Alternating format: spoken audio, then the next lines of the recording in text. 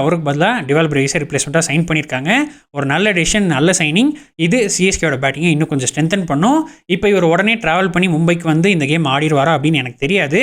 Suppose அவர் வந்து ஆடுறாரு அப்படின்னா அவர் 11ல் ஓவர்டனை ரிப்ளேஸ் பண்ணலாம். அதே சிஎஸ்கேயோட பேட்டிங்கை கொஞ்சம் ஸ்ட்ரென்தன் பண்ணும். இவர் ஆல்ரெடி இந்த மும்பையில் இருக்க எல்லா பவுலர்ஸ் கூடயும் ஆல்ரெடி ஆடிருக்காரு.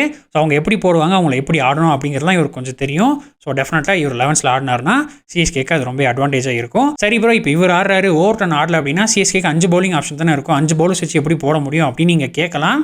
சிஎஸ்கே இது வரைக்கும் அந்த 6வது பவுலிங் ஆப்ஷனை வச்சு 2 ஓவர் தான் போடுறாங்க. ஓவர்டனாக இருக்கட்டும், அஸ்வினாக இருக்கட்டும், முகேஷ் சௌத்ரியாக இருக்கட்டும், ஒரு சில மேட்சஸில் 100 அகமது இவங்களோட ஃப்ரண்ட் லைன் ஸ்பின்னர் அவரே 4 ஓவர்ஸ் போடுறது கிடையாது. ஸோ அந்த மாதிரி இருக்கப்போ இவங்க 6வது பவுலிங் ஆப்ஷன் போகணும்னு அவசியமே கிடையாது. அப்படியே உங்களுக்கு பவுலிங் ஆப்ஷன் வேணும் அப்படின்னாலும் சிவம் துபே இருக்காரு, விஜய் சங்கர் இருக்காரு, ரச்சின் ரவீந்திரா கூட இருக்காரு. ஸோ இவங்களை வச்சு அந்த 2 ஓவர்ஸ் ஓட்டிடலாம். ஸோ சிஎஸ்கேனால டெஃபினட்டாக 5 பவுலர்ஸ் வச்சு இங்கே போட முடியும். அவங்களோட பேட்டிங்கை அவங்க எவ்வளோ ஸ்ட்ரென்தன் பண்ணுறாங்களோ அவ்வளோக்கு அவ்வளோ சிஎஸ்கேக்கு நல்லது. அவ்வளோக்கு அவ்வளோ அவங்களால மேட்சஸ் வின் பண்ண முடியும். ஸோ எம்ஐ இங்கே ஃபஸ்ட் பேட்டிங் ஆடி 200 அடிச்சிட்டாங்கன்னா தாராளமாக டிஃபெண்ட் பண்ண முடியும். அதே ஃபஸ்ட்டு பவுலிங் போகிறாங்கன்னா ஒரு 180, 190 வரைக்குமே அவங்களால இங்கே சேஸ் பண்ண முடியும். சிஎஸ்கே இங்கே சேஸ் பண்ண மட்டும் தான் வின் பண்ண முடியும். அதுவும் எம்ஐயோட பவுலிங் அகைன்ஸ்டாக இது ஒரு டஃப்பான சேஸாக தான் இருக்கும். ஸோ சிஎஸ்கே எம்ஐ ஒரு 160, 170 கூட ரெஸ்ட்ரிக்ட் பண்ண பார்க்கணும். அதே ஃபஸ்ட் பேட்டிங் ஆடுறாங்க அப்படின்னா அவங்க டெஃபினட்டாக 210, 220 மேலே அடிச்சே ஆகணும். அதுவும் எம்ஐயோட பவுலிங்க்கு அகைன்ஸ்டாக இவங்களால அடிக்க முடியுமா அப்படின்னு கேட்டால் அது கொஞ்சம் கஷ்டமான டாஸ்க் தான். ஸோ இந்த மேட்ச்சில் என்ன பண்ணுறாங்க அப்படின்றத பார்ப்போம்.